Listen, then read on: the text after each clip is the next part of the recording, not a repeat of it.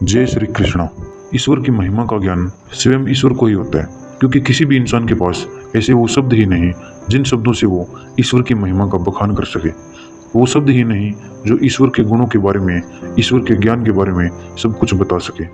इसलिए जो कहता है ना, ईश्वर के ये गुण हैं, वो इंसान भी आधी अधूरी ही बात करता है। जिसको कोई नहीं जान सके पूरी तरह, वो ईश्वर ही है। श्री कृष्ण की लीला देखो। बचपन में मक्खन चुराने वाला एक ग्वाला भारत का युद्ध जिता देता है। ऐसा ज्ञान दे देता है श्री कृष्ण, जिसे लोग भागवत गीता के नाम से जानते हैं।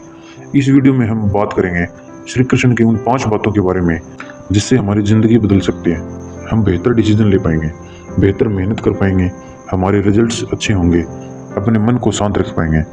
उन 5 बातों में से पहली सीख है, गुणों से मानवता की पहचान होती है, ऊंचे सिंहासन पर बैठने से नहीं होती। विशाल राक्षसी पूतना ने अपने स्तनों पर बिस्तर लगाकर श्री कृष्ण को दूध पिलाकर मारने की प्लानिंग बनाई, लेकिन श्री कृष्ण ने यह अवगुण देखने के बजाय वह माँ की तरह स्तनपान करवाने आई। इसके बाद उन्होंने उसे असुरी जीवन से मुक्त कर दिया। हर किसी में कमियां और खूबियां होती हैं। कमियां देखने के बजाय खूबियों को देखकर उसे मोटिवेट करना चाहिए। सीख नंबर 2 जो हमें भगवान श्री कृष्ण से मिलती है, संयम से अपना काम करते रहना चाहिए। Help patience and do your work because work is worship and it's lead by patience. जिस मनुष्य के पास सब्र की ताकत है ना, उस मनुष्य की ताकत का कोई मुकाबला नहीं कर सकता। भगवान विष्णु ने श्री कृष्ण के रूप में अवतार लिया था। उस समय कंस का अंत था। श्री कृष्ण ने कंस का वध कर दिया। इसके बाद पांडवों और कौरवों के बीच हुए युद्ध में पांडवों को मार्गदर्शन भी दिया, अर्जुन को गीता का उपदेश भी दिया और कर्म का महत्व भी समझाया। श्री कृष्ण के जीवन से हमें कर्म करने की सीख मिलती है। चाहे कैसी भी परिस्थिति आए, जब तक आप जीवित है ना, हर परिस्थिति का सामना और उसके अनुसार काम करना, ये आपको आना चाहिए। आपका कर्म ही आपको सही रास्ते पर ले जाता है। सीख नंबर 3 जो हमें भगवान श्री कृष्ण से सीखनी चाहिए, वो है कि खुद को हमेशा शांत रखें। श्री कृष्ण की बुआ के पुत्र शिशुपाल ने उनका 100 बार अपमान किया, 100 टाइम्स, लेकिन वचन दे रखा था। शिशुपाल अपनी लिमिट क्रॉस कर गए और भगवान को अपने एक्शन में आना पड़ा। 100 बार सहन किया। दुर्योधन के किए गए अपमान को भी वो पी गए।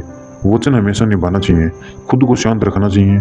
कई बार लोग क्रोध में आकर आपका अपमान कर जाते हैं, लेकिन शांत रहो। लेकिन अपमान का रिप्लाई करना, तुरंत रिएक्ट करना, ये जरूरी नहीं है।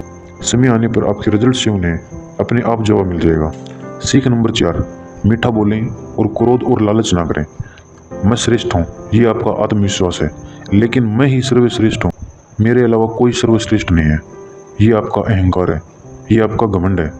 कन्हैया की मुस्कान और मीठे बोल हमें ये सिखाते हैं कि जीवन की सारी समस्याओं का निदान आपकी मीठी वाणी और आपके मुस्कुराने में ही है।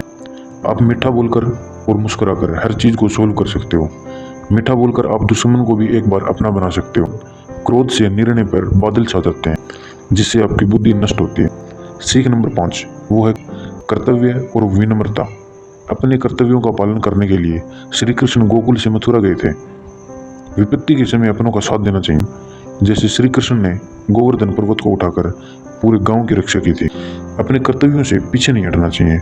भले ही श्री कृष्ण शानदार द्वारका के राजा और सारी सृष्टि के देवता थे, फिर भी वे विनम्र थे और वे हमेशा अपनों से बड़ों का सम्मान करते थे। चाहे वो उनके माता पिता हो या फिर कोई और, वो किसी को सुख देने के लिए हमेशा उत्सुक रहते थे।